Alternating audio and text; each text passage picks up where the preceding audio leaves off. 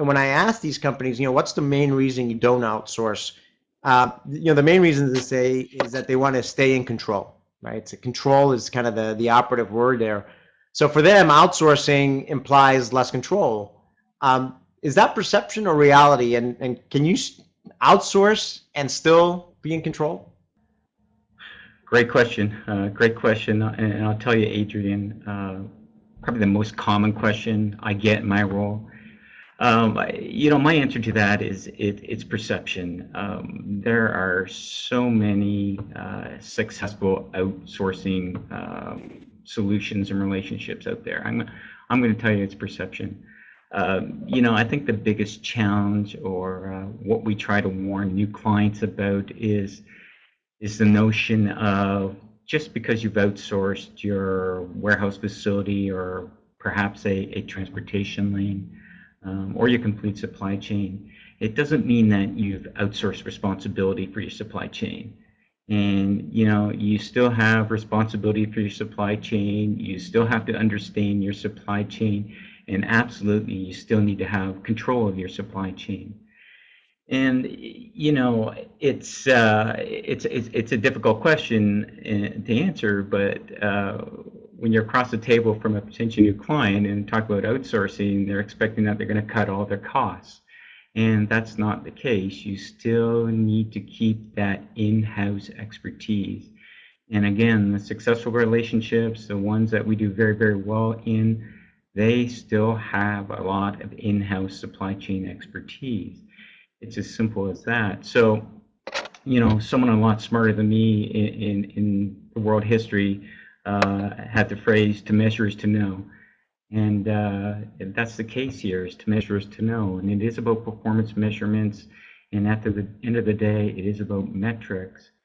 And when we talk to a client, we talk about metrics at 3 different levels. We talk about operational metrics, we talk about tactical metrics, and we talk about strategic metrics.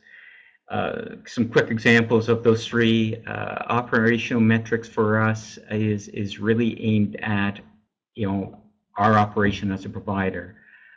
So if we're talking a dedicated warehouse facility, perhaps, and we're operating that facility, operational metrics for us might include order shipped or order accuracy, but it is about us, the provider, and it's a measure for us day to day on how well we're doing as a provider.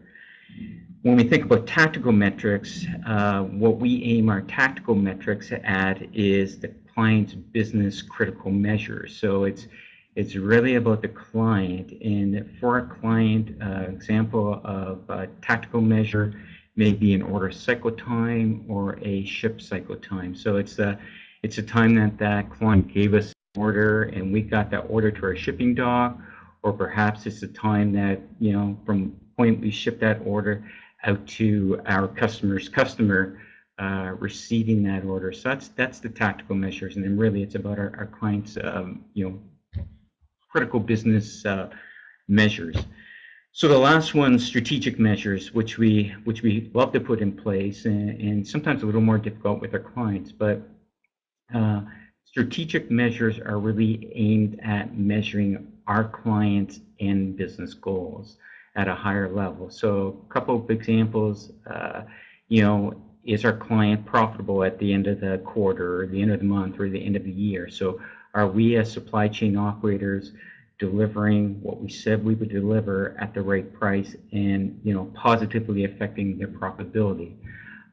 Is their sales revenue increasing? So again, you need your client support when you get to that strategic level, and you need to be working together, and they need to share with you. But I think if you put the foundation in place and you put the operational, tactical, and strategic measures well cemented in the foundation, then you don't lose control, and it does work very well. So I think it's more perception than reality, and in the successful relationships, it truly does work.